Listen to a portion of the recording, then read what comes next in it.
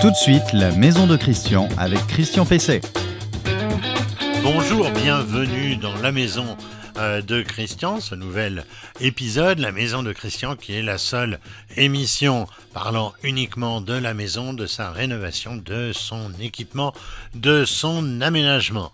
Alors comme d'habitude, je vais vous donner quelques conseils, je répondrai à une question d'internaute et je vous ferai part d'un coup de cœur. Vous pouvez retrouver cette émission comme d'habitude tous les samedis matins, enfin chaque samedi matin, sur notre site renoinfomaison.com, site sur lequel vous pouvez aussi poser toutes vos questions, sur la page Facebook dédiée à cette émission, sur LinkedIn et sur les principales plateformes de podcast, ainsi que sur une chaîne YouTube spécifique à l'émission. Alors dans celle-ci, je vais répondre à la question de Roland. Roland dont la toile de verre au-dessus, d'ailleurs je crois, de son plan de travail, la toile de verre qui a été posée il y a quelques années, eh bien se décolle, elle se boursoufle.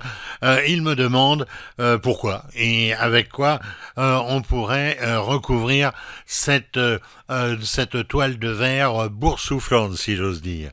Je vais vous faire, alors pas d'invité aujourd'hui, mais je vais vous faire un coup de gueule quelque part sur un certain nombre de déclarations qui ont été faites depuis le mois d'août sur la rénovation énergétique. Eh bien, on va commencer d'ailleurs par cela tout de suite. Alors, depuis quelques semaines, depuis l'été, mon sang a fait pas mal de tours en entendant un certain nombre de déclarations à la radio, à la télé, avec des informations sur la rénovation énergétique, pour le moins floues, imprécises, parfois inexactes, et certaines touchant carrément aux fake news. Donc j'ai pensé que c'était intéressant de faire le point sur le sujet. Ça a commencé cet été avec les passoires thermiques qui seraient responsables de la surchauffe des appartements, des logements dans l'habitat ancien qu'on baptise donc passoires thermiques. Or la chose est tout à fait discutable. Beaucoup d'entre vous ont certainement constaté la surchauffe des combles après en avoir fait une super isolation. Alors pourquoi ? Eh bien parce que la chaleur met un certain temps à traverser l'isolant, c'est ce qu'on appelle le déphasage. Alors il est plus ou moins important, c'est-à-dire que la vitesse est plus ou moins grande on va dire de transfert de la chaleur vers l'intérieur, mais quand la chaleur elle est vers l'intérieur et qu'on a une isolation qui est faite pour empêcher la chaleur de sortir, eh bien la chaleur n'en sort plus, sauf à faire une ventilation spécifique, et encore c'est pas forcément gagné. Alors il n'aura échappé à personne évidemment cette situation qui est faite pour empêcher donc la chaleur de sortir.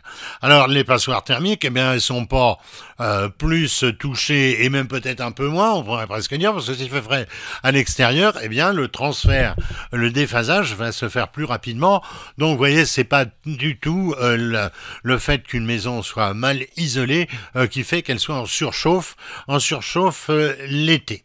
Alors il y a une solution pour empêcher qu'effectivement ça surchauffe, c'est d'avoir un isolant avec une face réfléchissante, et là effectivement les rayonnements solaires vont être envoyés, donc c'est à peu près la seule solution, mais elle n'est pas toujours pratiquée. Second coup de cœur, ça va concerner la pompe à chaleur. Alors la pompe à chaleur, elle a été vantée sans arrêt depuis le mois d'août, et même le président de la République récemment il y a vu une solution miracle. Alors que les choses soient claires, je suis très favorable à la pompe à chaleur, à la PAC comme on dit, mais pas forcément à la PAC seule. Pourquoi ? Parce que c'est pas la solution universelle quand on sait par exemple les limites aussi de son efficacité en matière notamment de chauffage. Alors bon, on sait une pompe à chaleur, ça produit 4 calories quand ça en puise une. Et puis, eh bien, en matière de watts, c'est la même chose. Donc, ça veut dire que, effectivement, elle ne consommera qu'1 kilowatt quand elle produira 4 kilowatts. Mais attention, c'est à une certaine température, c'est-à-dire au-dessus de 7 degrés centigrades, au-dessus donc de cette température. En dessous, son coefficient d'efficacité, ce qu'on appelle le COP, va se réduire progressivement et dans les températures fortement négatives, eh bien, il va être à 1. Ça veut dire qu'on consommera 1 kilowatt pour 1 kilowatt restitué à l'intérieur. Autrement dit, aucune économie particulière. Et en plus, il va falloir donc ramener encore des calories sur le réseau, enfin des kilowatts sur le réseau électrique. Alors, tout cela va poser indiscutablement un problème lorsqu'on aurait remplacé 3 à 4 millions de chaudières qui sont aujourd'hui en France et que l'on remplacerait donc par une pompe à chaleur. On comprend tout de suite évidemment où serait le problème. Déjà, le problème, il va être aussi dans la fabrication. Alors, la PAC est certes vertueuse, puisqu'elle est totalement décarbonée, mais là aussi, il y a une discussion à conduire, c'est à mettre un petit peu aussi en débat, c'est que c'est une énergie, l'électricité, qui est fournie pour partie par des centrales électriques à gaz, et même, j'ai appris qu'il y avait encore 2 à charbon. Ça veut donc dire que l'électricité fournie à la PAC qui est décarbonée, mais en amont, elle est quand même carbonée quelque part. Et puis en plus, elle est produite par des centrales nucléaires, avec là aussi une contestation que l'on connaît concernant notamment les déchets dont on ne sait pas faire grand-chose. Alors, dernier point, je vais aussi là, un petit peu, je dirais, critiquer ce que le président de la République a annoncé l'autre jour. Il en a vanté les mérites, de la géothermie. Alors, c'est vrai que c'est une très très bonne solution, puisqu'elle va permettre de chauffer l'Élysée, qui est un véritable gouffre énergétique annuellement. Et évidemment, il faudrait peut-être aussi commencer par l'isoler, parce que c'est une passoire thermique. Alors, utiliser un moyen de chauffage, certes plus vertueux, avec pour conséquence de chauffer les petits oiseaux, c'est pas non plus la bonne solution. Et puis en plus, on est là dans le cas d'une géothermie verticale. Ça veut dire qu'il faut faire un forage. Un forage, c'est pas anecdotique, parce qu'il y a 2 façons de faire de la géothermie, horizontalement ou avec un forage. Le forage de l'Élysée, il a coûté 600 000 euros.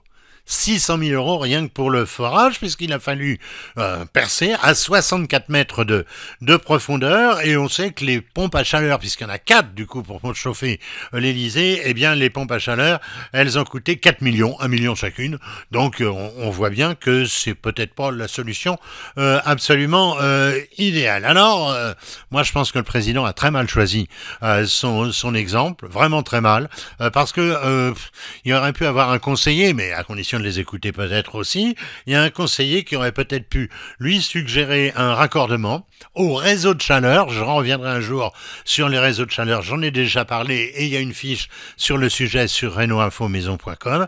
Eh bien, le réseau de chaleur par la compagnie parisienne de chauffage urbain, la CPCU, qui est délégataire de services publics, eh bien, elle aurait pu fournir une solution de raccordement à la vapeur, en l'occurrence, une solution aussi écologique, mais certainement beaucoup moins coûteuse. Votre question à Christian Pesset. La question qui m'a été posée cette semaine, je vais comme d'habitude vous la lire, elle vient de Roland. Roland qui me dit, lors de la rénovation de ma cuisine, au-dessus de la crédence de 15 cm du plan de travail et au-dessous des meubles du haut, j'ai de la toile de verre. Et elle boursoufle de partout.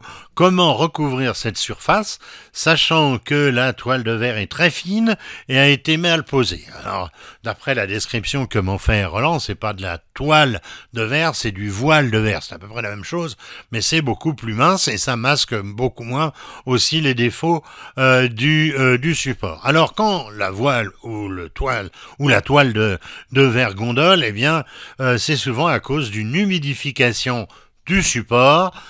Faut donc commencer par s'assurer qu'il n'y a pas une fuite, qu'il n'y a pas de l'humidité. C'est ce qu'on appelle une recherche de fuite, et c'est évidemment réparer l'origine si jamais c'était le cas.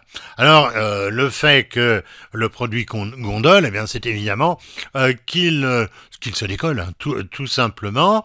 Peut-être parce que le support est friable, peut-être, disais-je, parce qu'il y a de l'humidité, ou peut-être aussi tout simplement parce qu'il n'y a pas eu assez de colle qui a été mise sur le mur. Je rappelle que quand on pose ce type de revêtement, c'est sur le mur qu'on pose la colle, hein, c'est pas au dos du revêtement comme on le faisait pour le papier peint. Il y a peut-être eu aussi une mauvaise répartition de la colle. Alors, qu'est-ce qu'il est possible? Il est possible d'inciser les cloques et puis d'y injecter de la colle, ou bien aussi de le faire avec une seringue et puis ensuite de bien maroufler. Ça, c'est si on veut garder malgré tout la toile de verre, enfin en l'occurrence le voile de verre.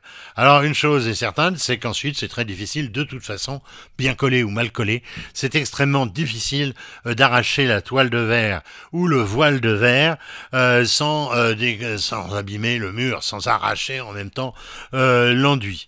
Alors, il y a des méthodes pour recouvrir, hein. Évidemment, il y a l'arrachage et à nouveau on refait l'enduit. C'est quand même du boulot pour 15 cm. C'est quand même un peu embêtant. Et puis, on peut faire un doublage. Alors, le doublage, on peut le faire, par exemple, avec une bande de plaques de plâtre qu'on va pouvoir d'ailleurs visser sans problème. On rebouchera les trous ensuite. Donc, c'est aussi une solution. Et puis, la dernière, c'est d'acheter une crédence rigide du commerce que vous trouverez sur Internet ou dans les magasins de bricolage et de fixer. Alors là, en plus, c'est décoré en général, c'est assez sympa, il y en a plein de modèles aujourd'hui. Mais attention, ne pas en prendre une adhésive, mais en prendre une que vous allez pouvoir recoller ou fixer mécaniquement. Le coup de cœur produit de Christian Pesset. Alors mon coup de cœur, c'est un coup de cœur jardin, un coup de cœur jardin, parce que on entre dans la période de taille des arbustes, des arbres fruitiers. On entre aussi dans celle des haies, parce que les haies ont repoussé pendant les périodes automnales. Il a fait très chaud et il a beaucoup plu, donc les haies ont repoussé. Et donc on ne sait pas trop quoi faire généralement de ces déchets végétaux. Il faut attendre les encombrants végétaux, le bon vouloir de la mairie de faire passer donc une benne et encore pas partout, et des fois c'est tous les 3 mois. Bon bref, c'est pas simple, hein. Sinon on peut prendre une remorque, charger aussi le coffre de sa voiture, surtout si on a un break, et puis d'aller à la déchetterie, mais c'est vraiment pas la bonne solution. Alors la meilleure, c'est le broyage des déchets qui va vous permettre de les recycler et de les utiliser pour le compost. Ça va enrichir un peu ce compost qui n'est souvent constitué que de déchets de tonte. Donc je pense que c'est véritablement la bonne solution. Alors, j'en viens au produit, c'est un broyeur de végétaux sur batterie qui est lancé par Ryobi.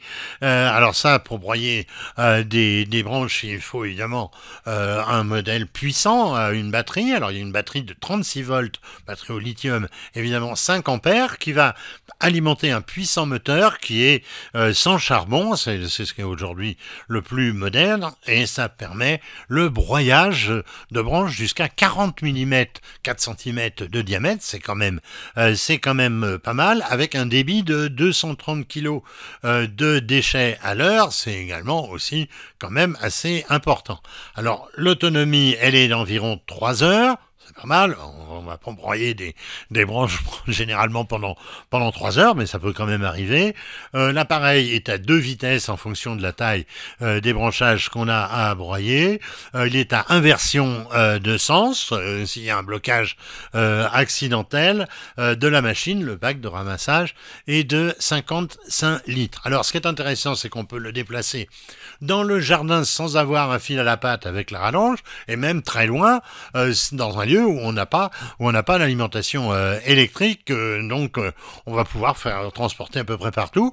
Il a des roues de 20 cm qui sont qui permettent de le véhiculer sur des terrains difficiles, et il ne pèse que 18 kg. Je trouve que c'est vraiment pas très lourd. Il bénéficie évidemment de toutes les sécurités, parce que c'est un engin évidemment qui peut faire aussi des dégâts. Alors je le dis, c'est le broyeur de végétaux Ryobi au nom toujours aussi poétique, 36